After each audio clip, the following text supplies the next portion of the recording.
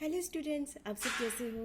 मुझे लगता है कि आप सभी ने कॉन्ट्रेक्चुअल कैपेसिटी का पहला पोर्शन माइनर वाला टॉपिक आपने कर लिया होगा, जो हमने डिस्कस किया था सेक्शन 11 में किया था। आज हम डिस्कस करेंगे सेक्शन 12 डिस्कस करेंगे ऑफ इंडियन कॉन्ट्रैक्ट एक्ट 1872। इसमें क्या कहा कि एक साउंड पर्सन ही कॉन्टैक्ट कर सकता है। एक साउंड पर्सन क्या होता है आप सभी को बताइए। आप सभी को साउंड पर्सन ही हो ना, तभी आपने कॉलेज में एज ए स्टूडेंट आई हो, कॉलेज के साथ आपने क्या किया है, कॉन्टैक्ट किया है। आप में समझने की क्या है कैपेसिटी है। आपको बोलो चुप कर जाओ तो आप चुप हो जाते हैं ना देखिए, आपको खूब पढ़ो तो आप पढ़ना स्टार्ट कर देते हैं। तो ये आपके मतलब कि साउंड माइंड है, ठीक है। आप साउंड माइंड मतलब जिसमें समझने की क्या होती है, कैपेसिटी होती है, तो उसको हम क्या कहते हैं, sound mind. According to section 12 और इंडियन कॉन्ट्रैक्ट एक्ट 1872, ठीक है, इसमें साउंड माइंड के बारे में बताया गया है कि साउंड माइंड ही ऑफरी हो सकता है और ऑफरर हो सकता है, ठीक है। और सेक्शन 12 1872 में डेफिनेशन दी गई है साउंड माइंड क्या होता है। A person is said to be of sound mind for the purpose of making a contract. उसको हम माना जाएगा at the time when he make it, जब हमने कॉन्टैक्ट बनाया था, ही इज़ कैपेबल ऑफ, उस समय उसकी कैपेसिटी थी अंडरस्टैंडिंग इट, उसको अंडरस्टैंड करने की, and of forming a rational judgement, उसको अंडरस्टैंड भी किया उसने, उसको उस पर अपनी जजमेंट देने की भी कैपेसिटी थी, as to effective upon his interest, अपने इंटरेस्ट के अकॉर्डिंग उस पर जजमेंट देने की भी कैपेसिटी थी। A person who is usually of unsound mind, हम यूजली मतलब कभी कभी वो अनसाउंड माइंड हो जाता है, और ओकेजनली वो क्या रहता है, साउंड माइंड में make a contact when he is of sound mind. तब जब वो साउंड माइंड है तो उसने जब कॉन्टैक्ट किया तो वो क्या माना जाएगा, वैलिड माना जाएगा, चाहे वो हमेशा ही अनसाउंड माइंड रहता है, पर कभी कभी हो जाता है।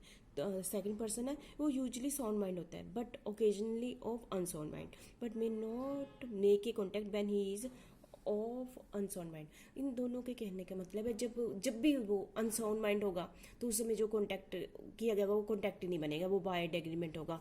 जब भी उसका साउंड माइंड होगा तो वो जब भी कोई एग्रीमेंट करेगा तो वो क्या बन जाएगा, कॉन्टैक्ट बन जाएगा। मतलब साउंड माइंड ही होना चाहिए, चाहे वो केस कोई भी हो, ठीक है। इसी डेफिनेशन को हम आगे कंटिन्यू करते हुए फिर डिटेल में एक बारी कर लेते हैं, ठीक है।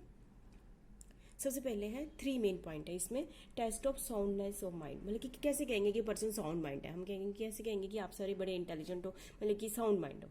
Understanding of term of contact, जो भी हमारा कॉन्टैक्ट बना है जिसमें ऑफरी ने बड़ी सारी कंडीशनें लगाई है, ऑफरर ने लगाई है, और ऑफरर को भी पता है क्या क्या कंडीशनें लगाई है, अंडरस्टैंड करता है। ऑफरी को भी बहुत सारी चीज़ें कंडीशनें क्या है, अंडरस्टैंड है, ठीक है। तो पहली बात ये कि उन दोनों को वो टर्म ऑफ द कॉन्टैक्ट क्या होनी चाहिए, अंडरस्टैंड होनी चाहिए। दूसरा क्या है, understanding the consequences of contact, उन दोनों को, ऑफरी को भी ऑफरर को भी, उसके बाद क्या रिजल्ट आएंगे उस कॉन्टैक्ट के, कंसिक्वेंसेस क्या होंगे उस कॉन्टैक्ट के, उसके बारे में भी क्या होनी चाहिए, अंडरस्टैंडिंग होनी चाहिए। ये दोनों चीज़ें अंडरस्टैंड हैं तो हम उसको कहेंगे वो क्या है, कॉन्टैक्ट करने के काबिल है। A person who understand both the term and condition of entry into a contact and the consequences of the contact is said to be a person of unsound mind. तो उसको हम क्या कहेंगे, साउंड माइंड है, ठीक है। जैसा कि बहुत ही इंपॉर्टेंट केस यहाँ पर है, इंदर सिंह वर्सेस परमेश्वर दरी सिंह के बीच में लड़ा गया था। ये 1957 में था।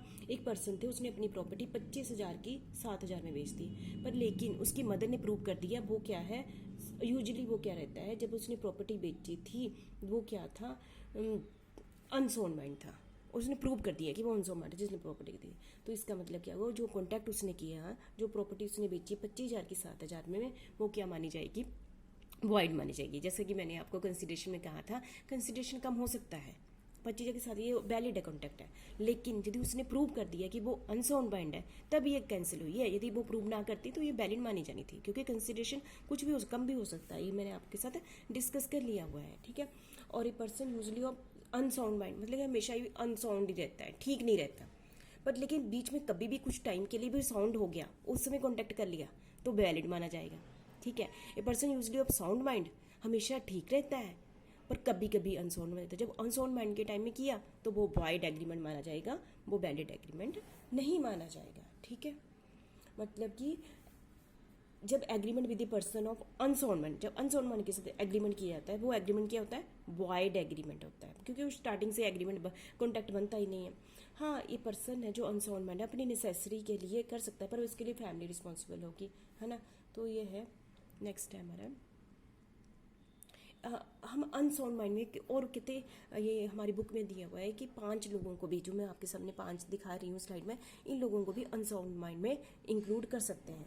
Agreement with the lunatic person, a person जिसको ये एक डिजीज है, जिसके कारण ब्रेन में ऐसी डिजीज है जिसमें उसमें जजमेंट करने की पावर नहीं है, तब उस पर्सन को भी इसमें अनसाउंड माइंड में ऐड कर दिया जाएगा। Agreement with an idiot, idiot person को भी अनसाउंड माइंड में ही ऐड किया जाता है। और दूसरा है किसी पर्सन ने ड्रिंक की हुई है, उसको भी अनसाउंड माइंड कहा जाएगा, क्योंकि उसको उसमें समझने की क्षमता नहीं होती ना जब उसने ड्रिंक की होती है ना। और किसी पर्सन को हाइप्नोटाइज किया गया है, उस समय भी उसकी कैपेसिटी नहीं होती, उसको समझने की नहीं होती, उसको भी अनसाउंड माइंड में ही ऐड किया गया है। Agreement with the person suffering from mental decay, ठीक है, यदि ओल्ड एज हो गई है, ठीक है, वो इतना रैशनल डिसीजन नहीं ले पाता है, तो उसके केस में भी उसको क्या माना जाएगा, अनसाउंड माइंड माना जाएगा। ठीक है, ठीक है, okay, thank you very much. ठीक है।